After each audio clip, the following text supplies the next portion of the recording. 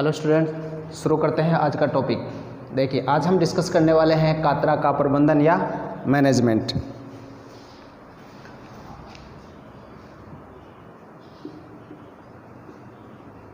प्रबंधन management.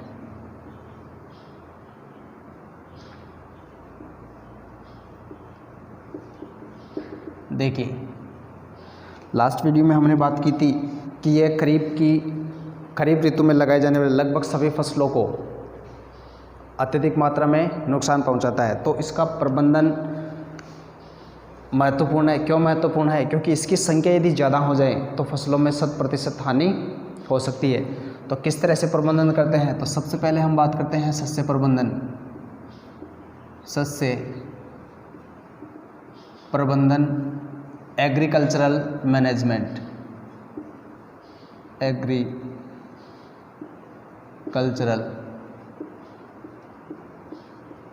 Management. देखिए, agricultural management में कैसे क्या करेंगे हम? तो देखिए, आप सभी को पता होना चाहिए कि वर्षा ऋतु में कातरा के वयस्क शलभ रात्रि के समय बाहर निकलेंगे और इन्हें कंट्रोल करने या नियंत्रित करने हेतु तो क्या किया जाएगा कि प्रारंभिक 1 या 2 भारी बारिश के दौरान जब ये रात्रि के समय बाहर निकले तो इन्हें किसी प्रकाश स्रोत या प्रकाश पास की सहायता से आकर्षित करके इन्हें क्या कर दिया जाता है? नष्ट किया जा सकता है। ओके, तो देखिए क्या होगा। तो वर्षा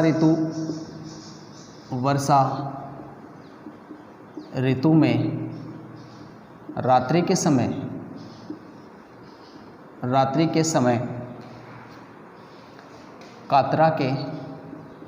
कातरा के वयस्क शलभ भूमि से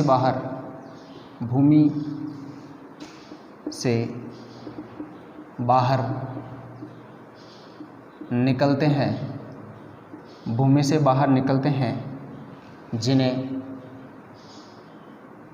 किसी प्रकाश पास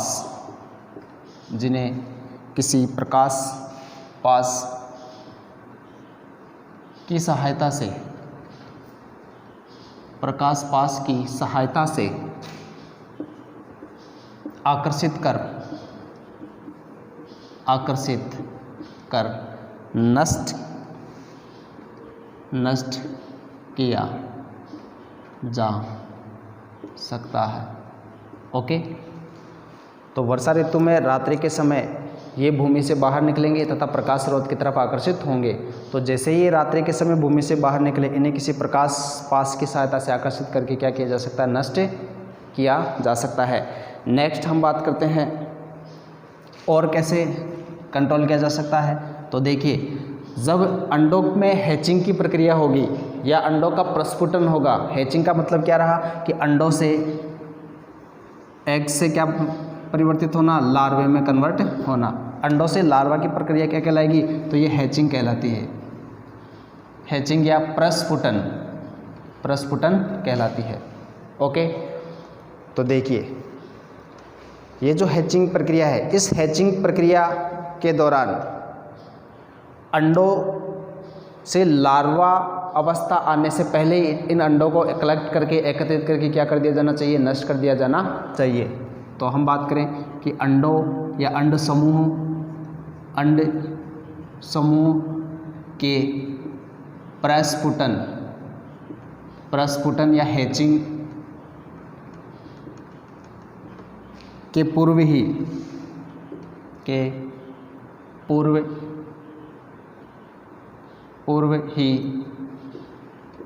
इन्हें एकत्रित कर नष्ट किया जा सकता है। ओके, तो शस्य प्रबंधन के अंतर्गत हम क्या करेंगे? तो वर्षा ऋतु में रात्रि के समय कातरा के वयस्क शलभ भूमि से बाहर निकलेंगे, उन्हें प्रकाश स्रोत की सहायता से आकर्षित करके नष्ट किया जा सकता है, या फिर अंडों के प्रस्फुटन या हैचिंग से पूर्व उन्हें कलेक्ट करके नष्ट किया जा सकता है। नेक्स्ट हम बात करते हैं बायोलॉजिकल मैनेजमेंट या जैविक प्रबंधन।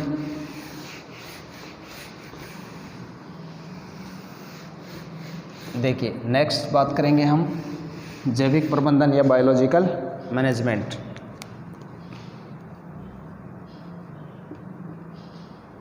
जैविक प्रबंधन, बायोलॉजिकल मैनेजमेंट।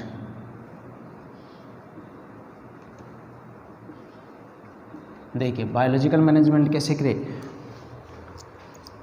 सबसे पहले हम बात करें कि जैसे ही खरीफ की फसल की कटाई हो जाए तो खरीफ फसल की कटाई के तुरंत बाद में खेतों में क्या कर देनी चाहिए, गहरी जुताई कर देनी चाहिए। उससे क्या होगा कि जो वयस्क शलभ है, भूमि के अंदर वयस्क शलभ जो दबे पड़े हैं वो ऊपर आएंगे और परभक्षियों के द्वारा वो क्या कर दिए जाएंगे, नष्ट कर दिए जाएंगे। अधिकांश परभक्षियों के द्वारा नष्ट कर दिए जाएंगे तथा शेष तापक्रम के द्वारा भी क्या हो जाएगा, टेम्परेचर के द्वारा नष्ट हो जाएंगे। तो देखिए, जैविक प्रबंधन में कि हम क्या करें, तो खरीफ फसल की कटाई के पश्चात खेतों में गहरी जुताई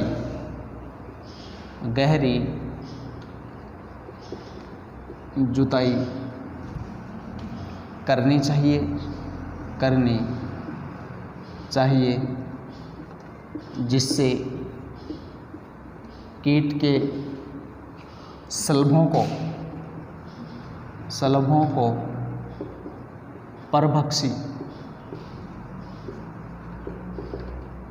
परभक्षियों और परभक्षी जैसे मैना, कौवा आदि के द्वारा, परभक्षियों आदि के द्वारा खाकर नष्ट कर दिया जाता है, खाकर नष्ट किया जा सके। ओके, फसल की कटाई के बाद में उसकी जुताई करनी चाहिए जिससे क्या होगा कि शलभ ऊपर आएंगे, बाहर आएंगे और उनको परभक्षियों द्वारा खाकर नष्ट किया जा सकता है। तथा कुछ शलभ तापक्रम के कारण नष्ट हो जाएंगे। कुछ एक को तो परभक्षी पक्षी खाकर नष्ट कर देंगे और कुछ एक शलभ होंगे वो टेम्परेचर परिवर्तन के कारण क्या हो जाएंगे, नष्ट हो जाएंगे। ओके, नंबर नेक्स्ट और क्या करें इसके जैविक प्रबंधन के लिए, तो देखिए अंड प्रजीव्याभ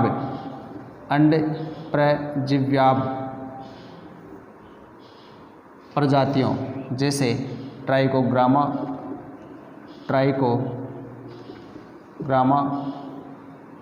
प्रजाति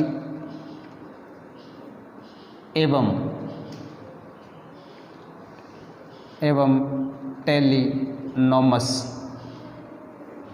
टेलिनोमस प्रजाति द्वारा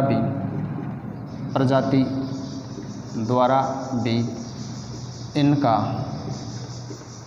नियंत्रण किया जा सकता है।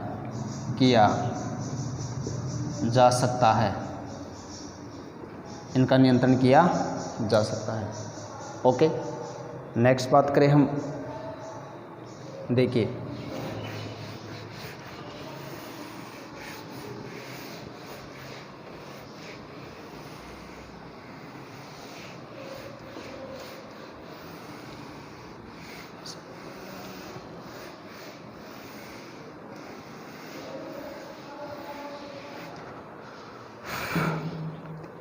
अगली बात करते हैं हम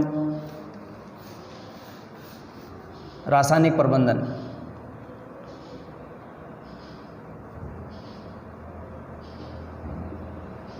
रासायनिक प्रबंधन, केमिकल मैनेजमेंट।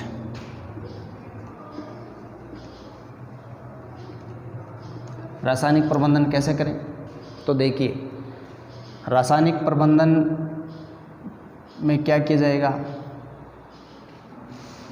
कि फसलों पर संक्रमण से पूर्व मेलाथियान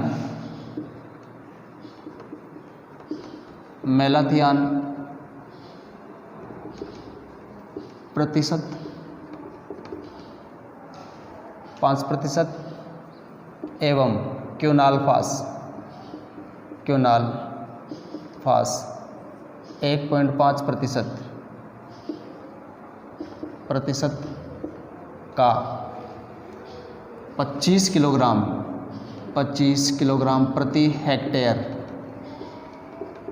की दर से बुरकाव करना।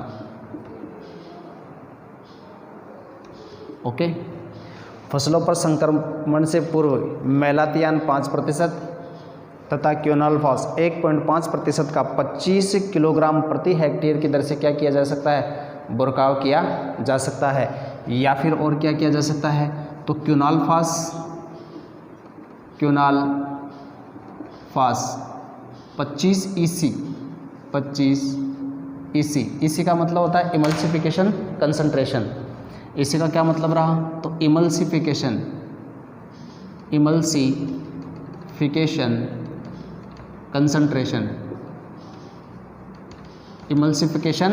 कंसंट्रेशन तो 25 EC क्विनालफास 25 EC का 1.25 लीटर को करीब 250 से 500 लीटर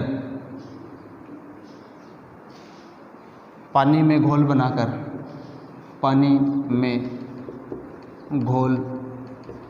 बनाकर छिड़काव करना चाहिए, छिड़काव करना आवश्यक है।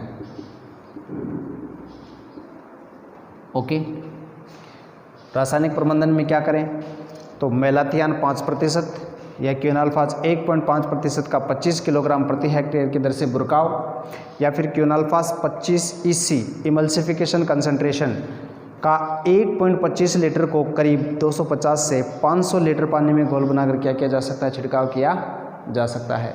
ओके, केमिकल मैनेजमेंट में और क्या कर सकते हैं, तो देखिए नेक्स्ट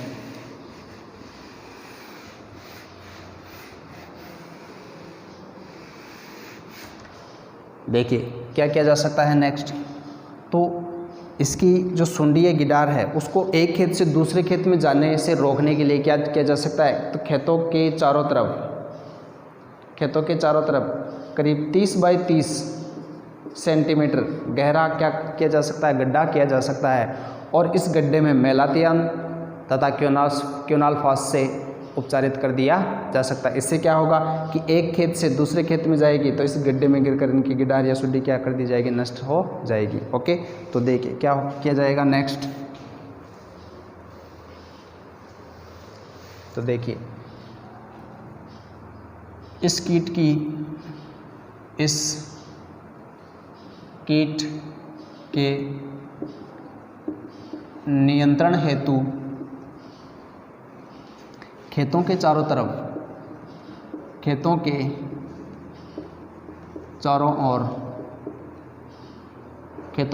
ओर 30 बाई 30 सेंटीमीटर गहरी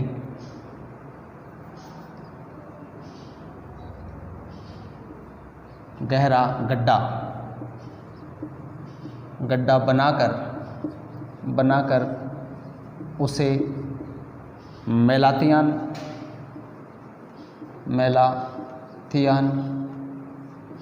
एवं क्विनालफास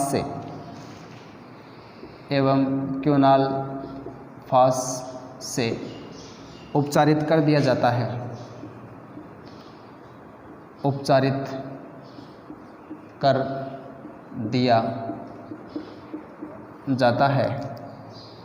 उपचारित कर दिया जाता है, जिससे सुंडी या गिडार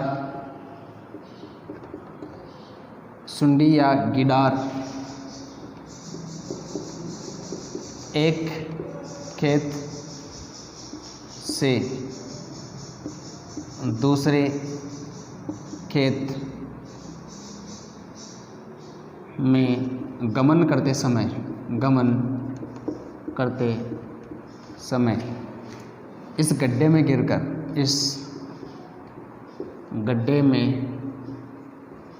गिरकर नष्ट हो जाती